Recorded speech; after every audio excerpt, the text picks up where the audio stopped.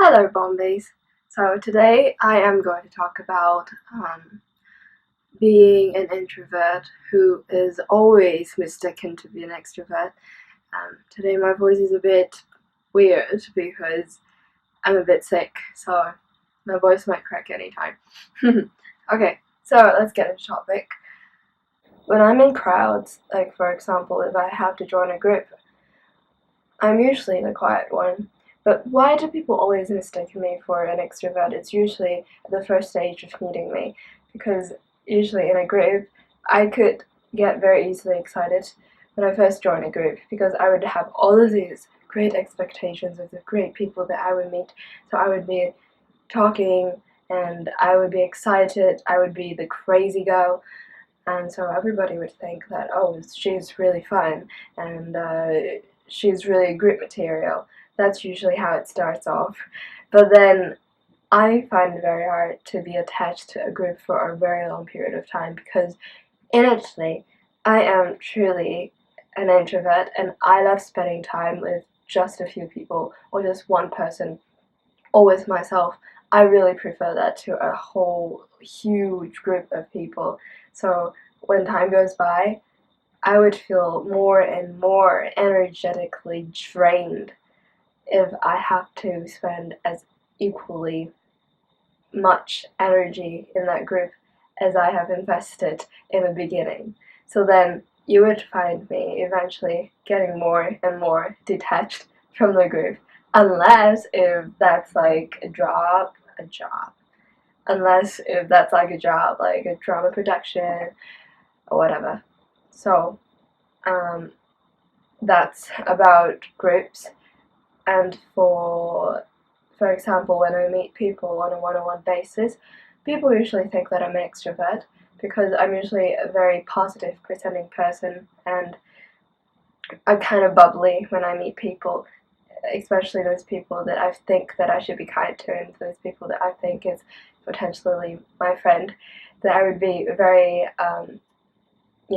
bubbly, happy, and talking all the time. I'll be very interested in knowing more about you. I'll be very interested in sharing my own experiences with you because that's what I love to do. That's what I love to do with my friends. I love to talk to my friends and get to know them on a spiritual level. So I would be very, very talkative. So that would be my first impression in those people's mind.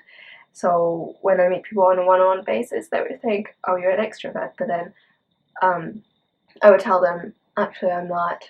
I am an introvert, and it's only because you are one person, and I only have to handle one person, and it's because you seem like a nice person to me, so I am being nice to you. So I'm talkative, and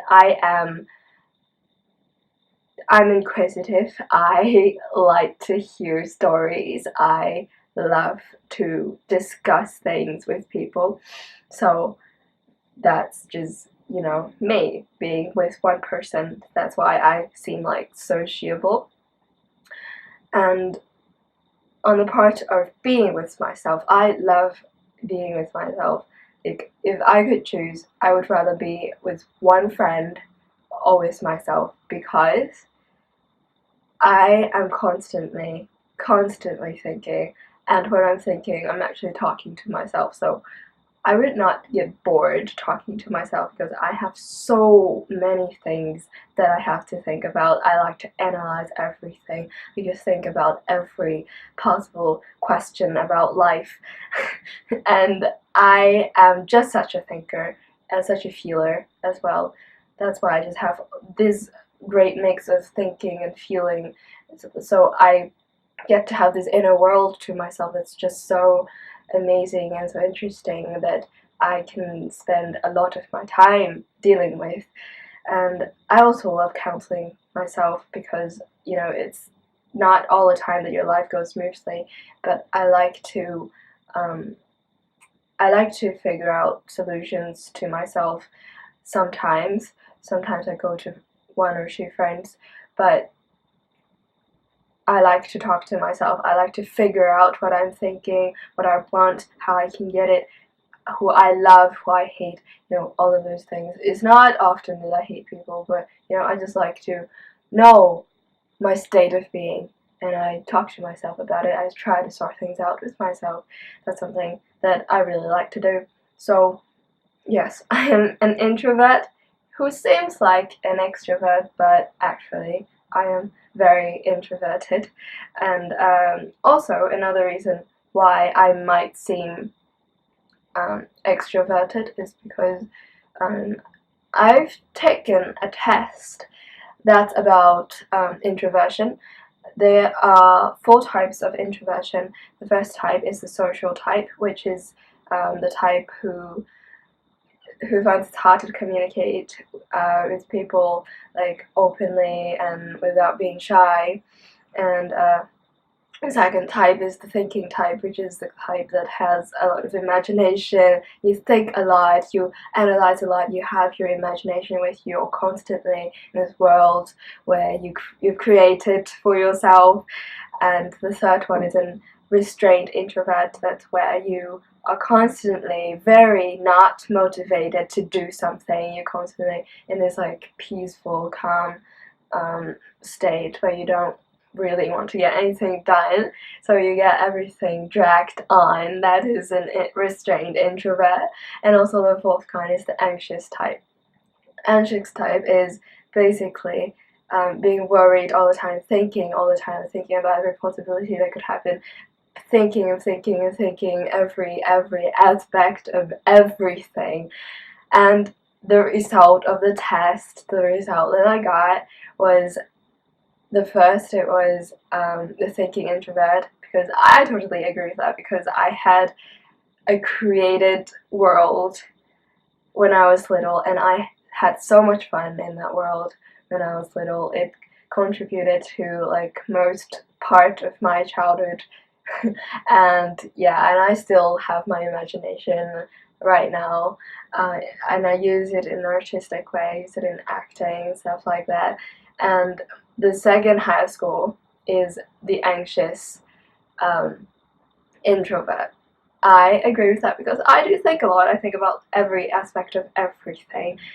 But why am I still a positive person is because I worry a lot, but I am very sure of what I want, at least in this moment. I am very sure of what I want, why I want it, how I can get it, then I'll do it. Like, there are worries, there are lots of worries, but then if there is possibility that it could be good for me, I go for it. And if I'm passionate about it, I go for it. No matter how anxious or introverted or shy I am, I still want to try before I give up or before I stop or not even try, That's my mentality. That's why I am still able to keep a positive mind even though I am anxious most of the time.